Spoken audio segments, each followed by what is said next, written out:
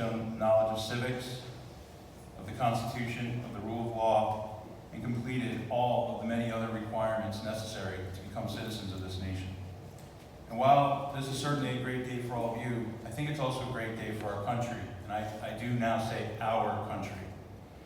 It's a reaffirmation that the United States began as and continues to be a nation of immigrants, and that its greatness is in large part drawn from the diversity of our citizenship. Many people say that the United States is a melting pot where people from all over the world come to assimilate into one homogeneous America.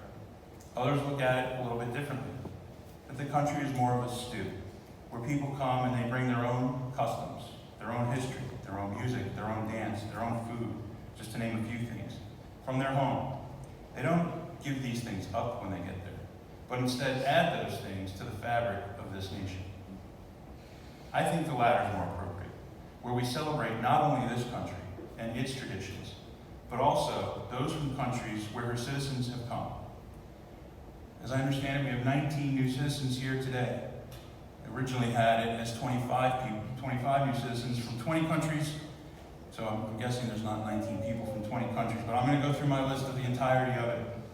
I have a tradition, or food, or something from each of the countries represented here that I think many Americans enjoy. I see we have someone from Brazil, right? Or is that someone that didn't continue to dance the samba? Burma, and this one was suggested to me by Judge Chan, who's a federal judge sitting in Philadelphia, whose father came from Burma when he was a young man. Coconut curry noodle soup. From China, continue to celebrate the Lantern Festival. Colombia, continue to enjoy and to let others share in Bandeja Paisa. Did I pronounce it right? I hope. Costa Rica, continue to serve casada and root for La Celi, except for when they play the United States, please. Dance the merengue from the Dominican Republic. Continue to celebrate Rah-Rah if you're from Haiti. Cook in your tandoor if you're from India. Jamaican, how about listening to reggae? Enjoy Vigorón if you're from Nicaragua. Have some biryani if you're from Pakistan. From the Philippines, chicken adobo. Serve caldo verde if you're from Portugal. Have some sermal if you're from Romania. Or some sapasui, Samoa. Dance the flamenco and enjoy a daily siesta when you're able to, if you're from Spain. Welcome. Listen to some calypso music from Trinidad and Tobago. Display your nazar, if you're from Turkey. Celebrate Ivana Kupala, Ukraine. And enjoy one of my favorites, some pho, if you're from Vietnam. A few generations ago, two of my great-grandparents met on a ship coming to America and eventually Ellis Island. They were immigrants looking for a better life.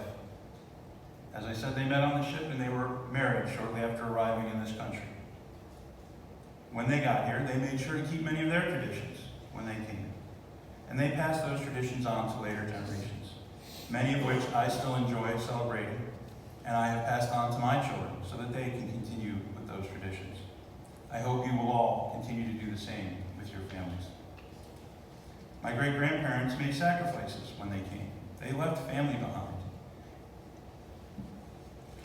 when they came to this country, much as I'm sure many of you did. They came here with not much money, but they found a way of life. And they came because, similar to you, they saw the promise and opportunity of this great country. And part of the greatness of that country is its founding document, the Constitution, which a few minutes ago you swore an oath to support and defend. It's the supreme law of the land. It grants the government certain powers and protects certain rights for all citizens. The preamble of the Constitution says that it was drafted in order to form a more perfect union. Why did they use that language? Certainly it's a grammatical error, but I think it sets forth an aspiration for this country to always be looking to improve as a nation and as a people. The Constitution, for example, protects your right to free speech, but it also protects that right for people whose views you may find abhorrent. While we may disagree with what people have to say, we should strive to separate that from understanding that the Constitution protects their right to say it. Similarly, the Constitution protects your freedom of religion. That means you have the right to practice your faith or not to practice any faith. But it also means that your neighbor has that exact same right, even if his or her religion is different than yours. And you should respect their right, even though it may be difficult to do so. Perhaps the most important right you now have is the right to vote, to determine who will be the leaders of your town, your village, your county, your state, your country. So please register. I understand the League of Women Voters representatives here today brought voter registration forms. Take one with you or fill it out here if you can. They can do that, correct? They can fill it out and hand it in to you guys. And you'll be registered to vote. And when you have the opportunity to vote, I urge you to vote each and every time you have an opportunity.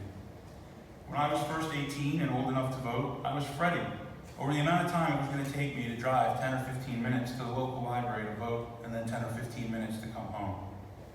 My mother then reminded me of the millions of men and women that have and continue to serve in the military to protect our country, and the more than 1.1 million people that have given their lives in war defending this great country.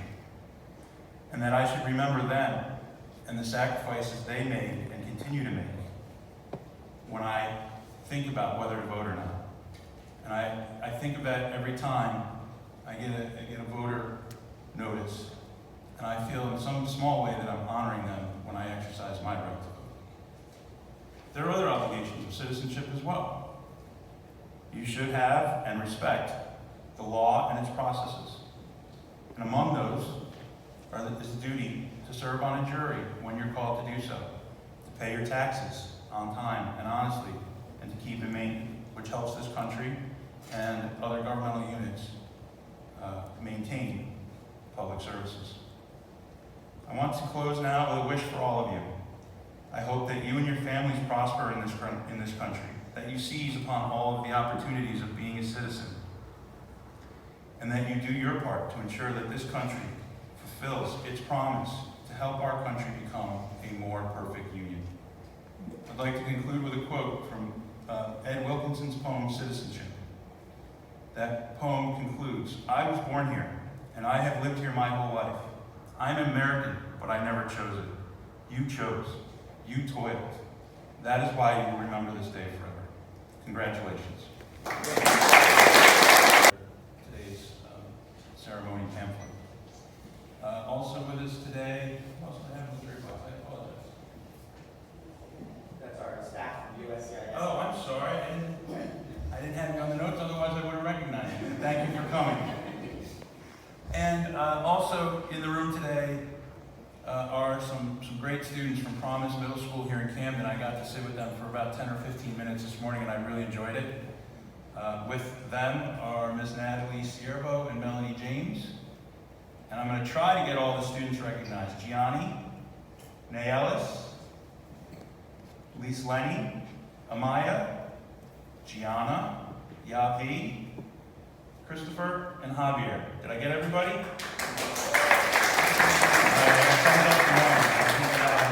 Great, welcome guys. Thank you for coming. All right, now let's get down to business. Mr. Dorr. Your Honor, I have a motion. Okay? With the court's permission, on behalf of the United States Department of Homeland Security, I have the pleasure to present to this court 19 candidates for admission to the United States citizenship who have properly filed applications for naturalization. Each candidate has been examined by an officer of the Citizenship and Immigration Services and has been found qualified for naturalization. The government respectfully requests the court to consider this motion for admission and to administer the oath of allegiance to those persons whose names appear on our recommendation list. All right. Thank you very much, Mr. Dorr. I'm happy to be able to grant that motion this morning. Now I would ask Mr. Merrigan, if he would please administer the oath of citizenship to all. Petitioners, please stand, raise your right hand, and repeat after me. Truly and entirely. Renounce and abjure all allegiance and fidelity to